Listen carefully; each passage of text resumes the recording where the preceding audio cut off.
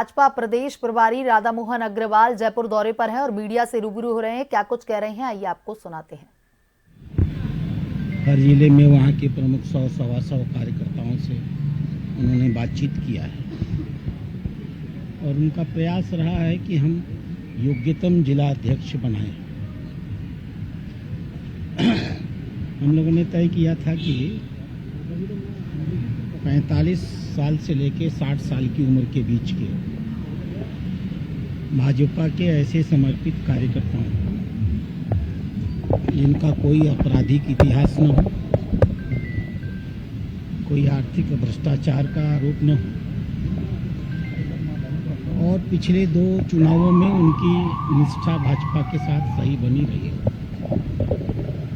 पुराना संगठनात्मक अनुभव, उसमें महिलाओं को,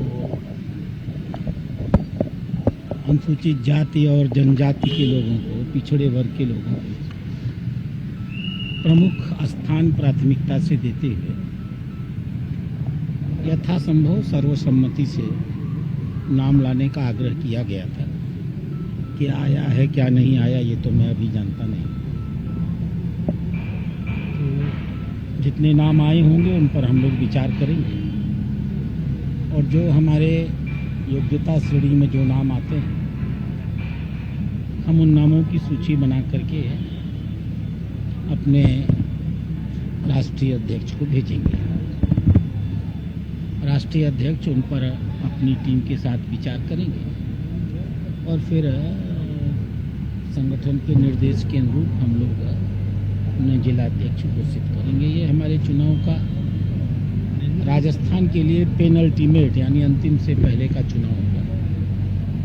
एक बार जिला अध्यक्ष हमारे बन जाएंगे तो फिर हम अपने नए राजस्थान भाजपा के अध्यक्ष के चुनाव की ओर आगे बढ़ेंगे।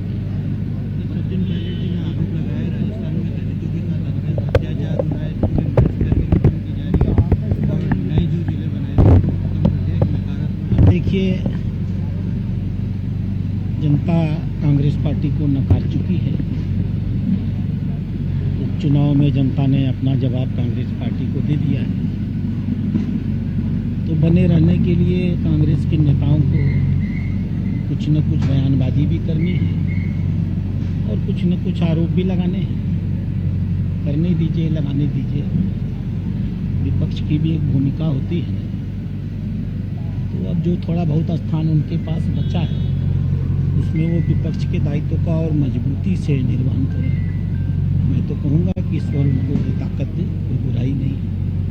लोकतंत्र है, जो बातें वो उठाएंगे उससे कोई हमारा नुकसान तो नहीं होता, फायदा ही होता है। सारे आरोप गलत भी नहीं होते और हम अपने लोगों के द्वारा, जनता के द्वारा, आप मीडिया के द्वारा या अन्य राजनीतिक दलों के द्वारा जो भी मुद्दे प्रस्तुत किए जाते हैं, ऐसा तो है नहीं कि हम इतने अहंकारी हैं कि हम किसी को देखते ही नहीं। जो जनहित में होता है उसको स्वीकार करते हैं। नीर क्षीर विवेक भाजपा की एक प्रणाली है। दूध हम ले लेंगे, पानी छोड़ देंगे, हमें उससे क्या है।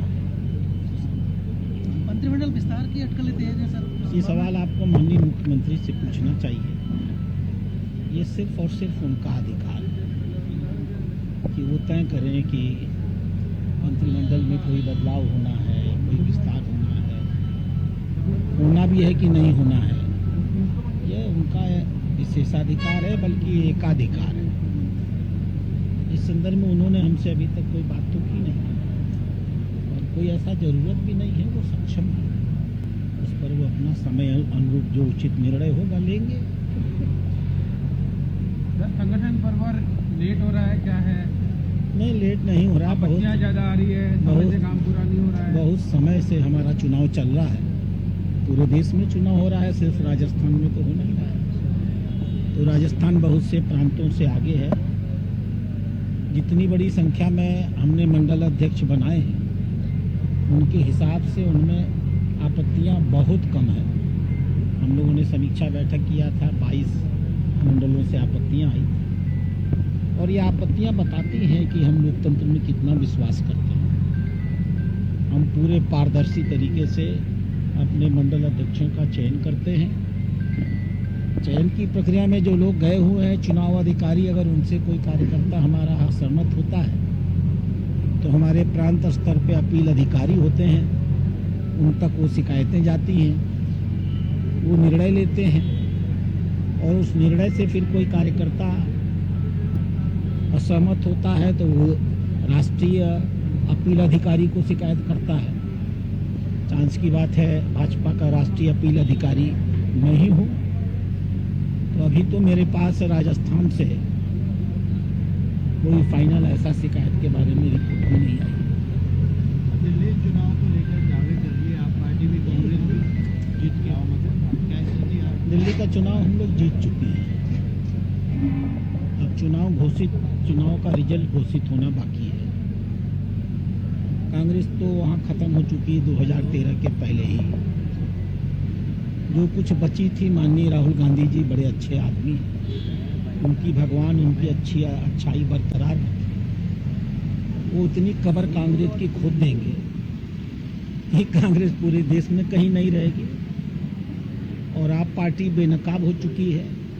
लोग जान चुके हैं कि वो सिर्फ धूर्तता की, झूठ की, भ्रम की, भ्रष्टाचार की, धन वसूली की राजनीति करते हैं। विकास से उनका कोई मतलब नहीं है।